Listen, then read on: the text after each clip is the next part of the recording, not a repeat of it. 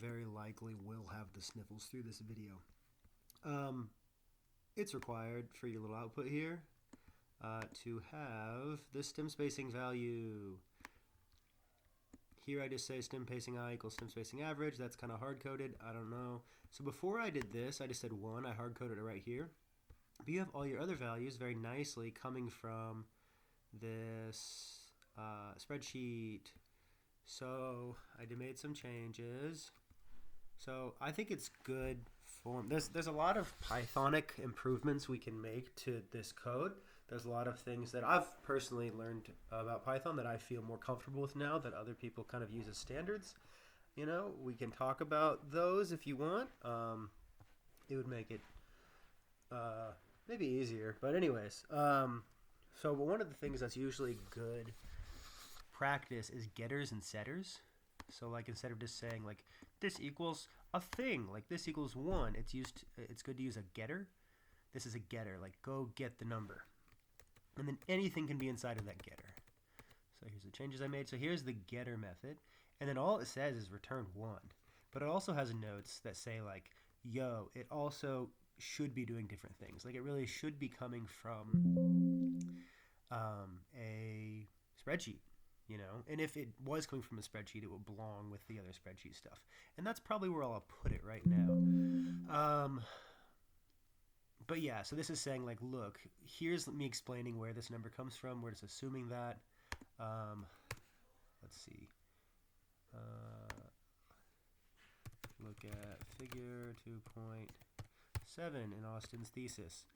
Look at that figure. Look at that figure. Look at the figure. Where is it? There it is, right there. Boom. S 2.7. Look at the figure. That's what this number is. And it assumes it has nothing to do with side-to-side interaction. It is only assuming homogeneous interaction in a straight line. So you have to divide out like multiple rows, and if you think they're like multiple, you know, individuals like width-wise, like those have to be divided out. No one's really thought about that, really, honestly. But that's what this means, is we're assuming this is just a singular dimension. No other canopy, complex canopy interaction. Anyways, okay, so that's a getter. This is an example of a getter. And this really helps with debugging. And so what I'm going to do is I'm actually going to take this. I put it here to say like, hey, where does stem spacing average come from? Because before we had stem count, and I didn't like that jargon. I've also changed the order. You see, I kind of changed the names here.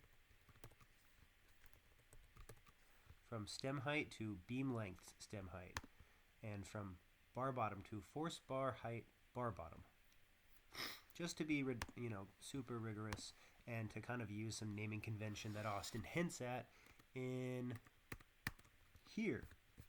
So when he lists his values for what is EI interaction, he says these names. And what happened, we had a problem in the EI calculation where these two got switched. And so it is my firm belief that the stuff going into EI interaction and into EI no interaction and into calculate EI, those should be the same four numbers in the exact same order. The problem was in calculate EI, I had decided I was going to put in stem count and then calculate stem spacing average inside. Like, oh, it'll fit inside of there. It'll be easier. It'll be like hidden. No, that's not good debugging. It makes it too complex, I think. This is much more consistent, much easier. Anyways, where were we? I don't want to. Okay, great. Anyways, let's go looking, copy, paste. Oh, right, that's what we're doing. Yep, so I wanted to move this. Boop, boop, boop. Cut. And I'm going to put it up here with these others. Save. And so instead of, you know, it might be coming from here, but instead it's coming from here. And it might be good to write getters for these others. You know, we can talk about, I'm not a Python expert, but I'm certainly better than I was when I was writing this Sock'em code, and that's a big reason why it kind of sucks, because I didn't know what I was doing. But it helped me get where I am now, which isn't necessarily very far. But anyways, stem count 7. This never shows up again, right? Yeah, let's just like comment that John out. Kill it, Tim. Quick note. Let's see. Beam count, right? I think it's like count. Is that right? No? Underscore? Here it is. Beams. 8. Weird, right? Number of beams in a row. That's talking about this again. He's talking about this. 8 beams in a row. He's talking about this. That's 3 beams in a row. There's a reason for it. He told me in person. It's because the math gets no, I don't remember it. I'm not even going to pretend like I know. But yeah, so this all works now. This is good. So just know that it comes out in, so it goes in metric. It gets converted to imperial. It runs the calculations, and then it comes out metric. Yay, we're doing it. Also, I added this. Let me show you what this is. So if I hit run, it poops out this number, test. It prints this. It does that. It calls test, calls this function, EI interaction, print EI. Fantastic. Let's actually do, let me try this really quick. Copy.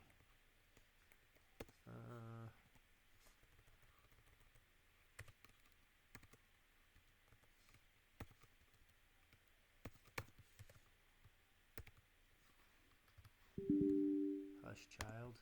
I'll kill you. Sorry, not you. Much better. Great. Okay. So, what are we talking about, Tim?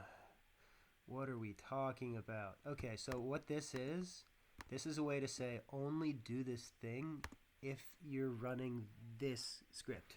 So, it'll also do that when you make an import statement, if it's not inside of that special thing.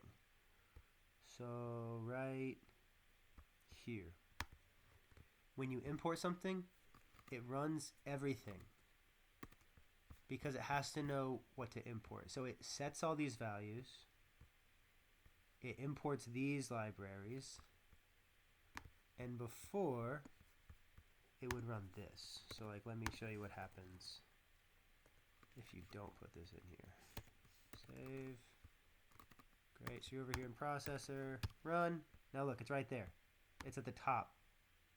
No, it's right here, sorry. It's right there. And then, yeah, anyways, I don't care. But that's just to demonstrate that it ran that first. But it won't do that.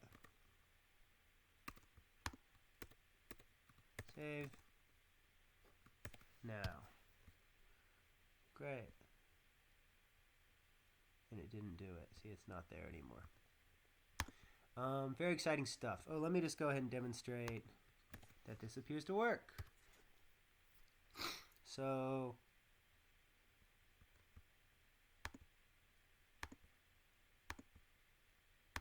alright, edge effect, weird one, ignoring it. Close it. Great. Look at that. Those are some EI values, Tim. And they're like close to each other, and one of them's not 0. Yay! And they're reasonable when we compare those numbers to these default numbers. We have like 7, 5, 10, 1. And here we have, where'd it go? I printed it. I did print it. Here, yeah. 7, 5, 10, 1, 13, 17, 22, 1. Yes! Very good. I'm going to change this, though. Alright, well, I'm quite pleased. I hope you're pleased. I just want to make you happy, Tim. That's all I care about in this world. I just want to make you happy. Boop, boop, boop. Great.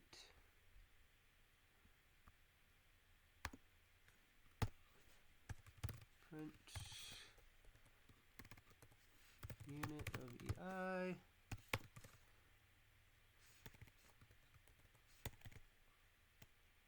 Super. All right, so the real reason I started this whole thing was just to make a couple edits and then show you why I like GitHub. We're going to go back to the GitHub thing. So if I'm up here and I'm like, oh, I just made all these edits for Tim.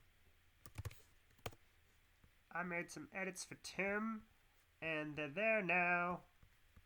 And I want Tim to be happy. Let's see. Boop, boop, boop, boop. Boop, boop, boop, boop, boop, boop. My profile? Maybe? Shared with me. I want to go to shared with me. I want to go to the things that Tim... Screw it. I don't care anymore. I stopped caring weeks ago. I'm going to be really honest with you. Oh, hey, good. It's right here. Copy. Paste. GitHub AgMac. Pull request. Awesome. Super. So I'm over here. Uh-oh. Yep. So I'm on this branch. I'm looking at a different branch. Right here. And I just made these commitments. I just made some changes. And I was like, yo, Tim, look at my changes. But then I realized I wanted to make more changes. So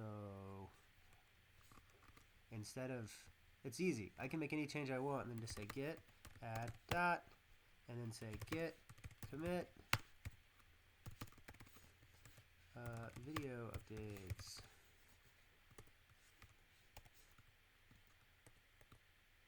Updates in video. Long, winding, non-concise YouTube video. Hashtag Beta era problems. Sick, love it. And push. Bonk. Okay, so like those are three: git add, git commit, git push.